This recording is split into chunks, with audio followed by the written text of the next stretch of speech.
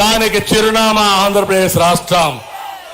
ఈ రోజు మీరు చూడండి, రైతుల్లో ఒకసారి చూస్తే దేశంలోనే తలసరి అప్పులో నెంబర్ 1 ఉన్నాం, ఆత్మహత్యలో నెంబర్ 1 ఉన్నాం. కానీ విలాసవంతమైన ఇండ్లు కట్టుకోవడంలో జగన్మోహన్ రెడ్డి నెంబర్ 1 ఉన్నాడు.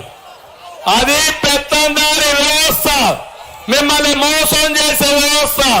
మా తమ్ముడు చూశాను, తండ్రి జెండా పట్టుకొని వచ్చాడు. జెండా పట్టుకొచ్చి ఆ జెండా పైన ఉండే నమ్మకాన్ని చూపించి, చంద్రన్న నా బిడ్డ భవిష్యత్తు నీదే అని చెప్పినప్పుడు మా బాధ్యత ఎంతో పెరుగుతా ఉంది. అందుకే ఈరోజు నేను మిమ్మల్ని అందరినీ ఒకటే కోరుతున్నా, ప్రజలారా ఆలోచించండి, సిద్ధంగండి. జగన్ రెడీగా ఉండు. నిన్ను, నీ ప్రభుత్వాన్ని, నీ కుర్చీని కూలదోయడానికి ప్రజలు సిద్ధం. మే 13 తర్వాత నీ అహంకారం కూలిపోతుంది, నీ పెత్తనం పడిపోతుంది, నీ అక్రమాలకు ముగింపు కలుగుతుంది. తాడేపల్లి ప్యాలెస్ బద్దలు కొట్టే ప్రజానీకం సిద్ధమైపోయారు. సిద్ధమని తిరుగుతున్నావు, మేము సిద్ధమని అంటున్నావు. మా ప్రజానీకం అంటున్నారు మేము నిన్ను ఓడించడానికి సిద్ధంగా ఉన్నామని. సిద్ధంగా ఉన్నారా లేదా? ఓడిస్తారా లేదా? ఇంకొక పక్క మహిళల్ని అవమానపరచడం వైఎస్ఆర్ కాంగ్రెస్ పార్టీ డిఎన్ఏలోనే ఉంది. తమ్ముళ్ళు మీరు ఒకసారి చూడండి, ఆడబిడ్డలు ఉన్నారు. ఏమమ్మా మీరు ఒకసారి చూస్తే, నీకొక కూతురు ఒక కొడుకుంటే ఆ కొడుకు నీ కూతురి శీలాన్ని శంకిస్తే నీకు బాధ కలగదమ్మా అని అడుగుతున్నా. అంటే ఒక వ్యక్తి చెల్లెలి శీలాన్ని శంకించే విధంగా, ఆడబిడ్డల్ని అవమానపరిచే విధంగా ప్రవర్తించే పరిస్థితికి వచ్చారు. ఇక్కడే నేను చూశాను, ప్రభాకర్ రెడ్డి గారు ఎంపీగా పోటీ చేస్తున్నట్టు ప్రభాకర్ రెడ్డి గారు అజాత శత్రువునా కాదా? డబ్బుల కోసమే రాజకీయాలకు వచ్చాడా ఆయన? కాదు. ప్రజలకు సేవ చేసి మంచి పేరు తెచ్చుకోవాలని ప్రభాకర్ రెడ్డి రాజకీయాలకు వచ్చాడు. అవునా కాదా అని మిమ్మల్ని అడుగుతున్నా. అవునంటే చెయ్యి పైకెత్తండి. అలాంటి నిస్వార్థపరుడు ప్రభాకర్ రెడ్డి. ఏ పార్టీలో ఉంటే ఆ పార్టీకి గుర్తింపు తెచ్చే వ్యక్తి. అలాంటి వ్యక్తి మన పార్టీలోకి వచ్చాడంటే నేను గర్వపడ్డా, సంతోషపడ్డా. ఇలాంటి వ్యక్తులు పార్టీకి వచ్చి ప్రజాసేవ చేస్తే ప్రజలకు న్యాయం జరుగుతుందని నమ్మే వ్యక్తిని నేను. అలాంటి వ్యక్తి పార్టీలోకి వస్తానే గన్ షాట్ లో అర్థమైపోయింది, నెల్లూరు జిల్లా ఎంపీ మనది. ప్రభాకర్ రెడ్డి గెలిచాడు. ఎన్నికల లాంఛనమే. ఎన్నికల రిజల్ట్ 4వ తారీఖున జూన్ వస్తాయి కానీ ఎప్పుడో ప్రభాకర్ రెడ్డి గారు గెలిచిపోయారని మీకు తెలియజేస్తున్నా.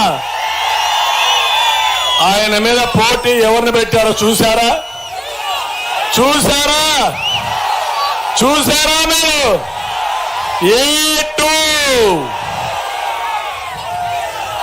ఒక అవినీతి పరుడు, పనికి మారిన వ్యక్తి, ఒక దళారీ వ్యవస్థకు నిజ స్వరూపం.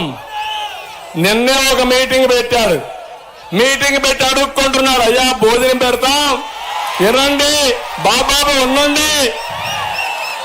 వాళ్ళు అంటున్నారు భోజనం వద్దు, నీ ఉపన్యాసం వద్దని పారిపోయే పరిస్థితికి వచ్చారు. జగన్మోహన్ రెడ్డి, నీ ఎంపీ విశ్వసనీయత అది, మా ఎంపీ విశ్వసనీయత ఇది. నీ మీద నమ్మకం అది, మా మీద నమ్మకం. మిట్ట మధ్యాహ్నం మంద టెండలు లెక్క చేయకుండా మేము సిద్ధం ఓడించడానికి ముందుకొచ్చారు. మీరు ఒకసారి చూస్తే ఆయన మిస్సెస్ కోవూరులో పోటీ చేస్తా ఉంది ప్రశాంతి. ఆ కుటుంబానికి ఒకటే ఆలోచన, రాజకీయాల ద్వారా ప్రజలకు సేవ చేయాలి, దగ్గర కావాలని. అలాంటి ఆడబిడ్డ పైన వీళ్ళ ఇష్ట ప్రకారం పోస్టింగ్స్ పెట్టి సోషల్ మీడియాలో అసత్య ప్రచారం చేయాలనుకుంటే ఆ ఆడబిడ్డ ముందుకొచ్చి ఆవిడే స్టేట్మెంట్ ఇచ్చే పరిస్థితి వచ్చిందంటే ఒక్కసారి మీరు ఆలోచించుకోమని నేను కోరుతున్నా. ఒక ఉన్మాదుల మారిగా తయారయ్యారు, అరాచక శక్తుల మారిగా తయారయ్యారు. ఎవరు రాజకీయాల్లోకి వస్తే వాళ్ళ రాజకీయాల్లో ఎక్కడికక్కడ బూతులు తిట్టడం, ఇష్టానుసారంగా మాట్లాడడం అన్ని చేశారు. మొన్నటి వరకు ఒక ఆయన చూశారు మీరు, ఇక్కడ బుల్లెట్ తీస్తానన్నాడు నెల్లూరు జిల్లాలో ఒక ఆయన. ఇప్పుడు బుల్లెట్ దిగింది, ఒక తన్ను తన్నారు, ఎక్కడో నరసరావుపేటలో పడిపోయాడు. రేపు ఎల్లుండో మళ్ళా వాళ్ళు ఒక ఓటర్స్ అంతా ఒక తన్ను అంతే చెన్నైలో పడతాడు. అంటే ఒక పద్ధతి లేకుండా మాట్లాడుతున్నారు. మంచి చెడుకు ఏ మాత్రం కూడా వెరవకుండా మాట్లాడే పరిస్థితికి వచ్చారు. అదే నా బాధ. అందుకే నేను మిమ్మల్ని కోరుతున్నా, ఈ రోజు ఈ ముఖ్యమంత్రిని దించడానికి మీరందరూ సిద్ధంగా ఉన్నారు. నేను అదే సమయంలో వీళ్ళని విమర్శించడమే కాదు, నేనేం చేయబోతున్నానో మీకు చెప్పాల్సిన బాధ్యత నా పైన ఉంది. 5 సంవత్సరాలు ఏం చేయబోతామో నిర్దిష్టంగా మీ అందరికీ హామీ ఇస్తున్నా. అన్ని వర్గాలను ఆదుకుంటా,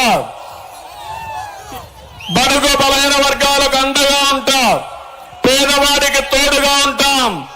ఇంకో పక్క మీ ఆదాయాన్ని పెంచి మీ ఖర్చులు తగ్గించి మీ జీవితం